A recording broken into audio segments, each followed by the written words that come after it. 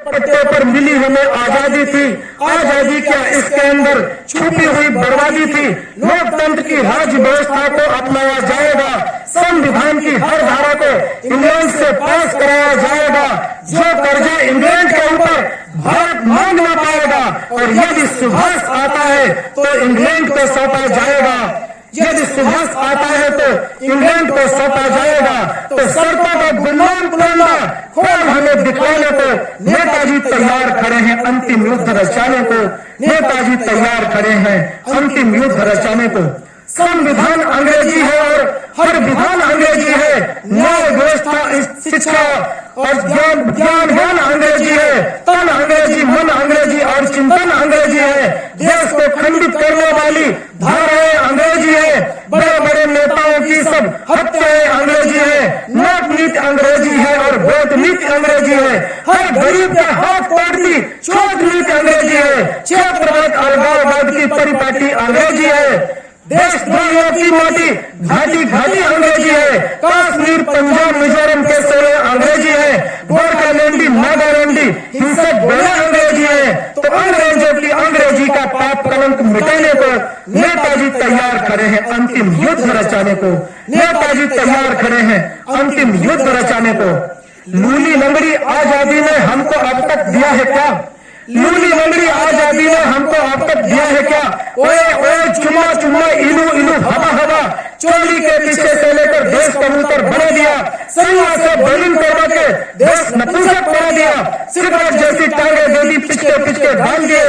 जनकों जैसी चाय ढाल और हिप्पी जैसे भाग दिए। बेकारी भुखमरी गरीबी महंगाई के भाव दिए। निर्देशों का लहू बहाते कितने भ्रष्ट चुनाव दिए। भारत गया भूमि के अंदर राष्ट्र इंडिया हमें दिया। खंड खंड पर दुष्ट इंडिया हमें दिया। गद्दारों को ताज पोसिया खुददारों को गोली दी। बेईमान को इज्जत दौलत मेहनत कष्ट को झोली दी। कौओं को दरबार कचहरी हंसों को बनवास दिया। गधों को ऊंचे ऊंचे पद घोड़ों को सन्यास दिया। तो भ्रष्टाचारी भ्रष्ट व्यवस्था को जिंदा दफनाने को नेताजी तैयार खड़े हैं अंतिम युद्ध रचाने को। नेताजी तैयार खड़े हैं अंतिम युद्ध रचाने को। तो 56 देश में घूम घूम कर ली सब तैयारी है। सत्ता नहीं उसे तो भारत मां प्राणों से प्यारी है स्वतंत्र और निष्कलंक जिसको इतिहास बनाना है। भारत का सारी दुनिया का पाप कलंक मिटाना है। कुछ वर्षों का समय शेष है होगा अंत कहानी का। सारी दुनिया तब देखेगी जलवा हिंद के पानी का। सारी दुनिया तब देखेगी जलवा हिंद के पानी का।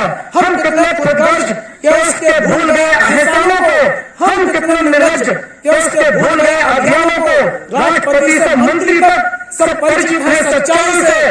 और कितने नेता ऐसे हैं जो मिलकर आए सच्चाई से। लेकिन पद लोलुपता ने मुंह पर ताला लगा दिया। दुनिया की नजरों में जिंदा को मुर्दा बना दिया। तो जिस दिन एटम विस्फोटों से वसुंधरा जलती होगी, जिस दिन